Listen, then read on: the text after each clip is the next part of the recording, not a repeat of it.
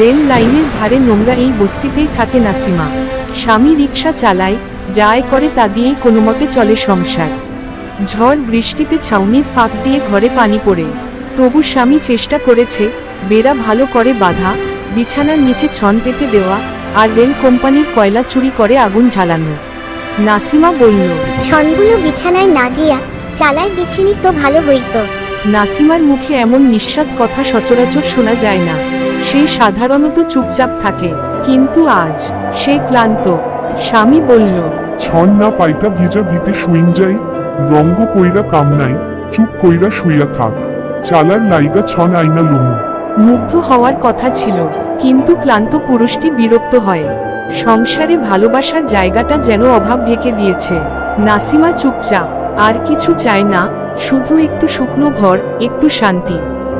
গল্পটা যদি ভালো লাগে তাহলে অবশ্যই চ্যানেলটা সাবস্ক্রাইব করবে, লাইক, কমেন্ট এবং শেয়ার করতে ভুলবেন না প্লিজ।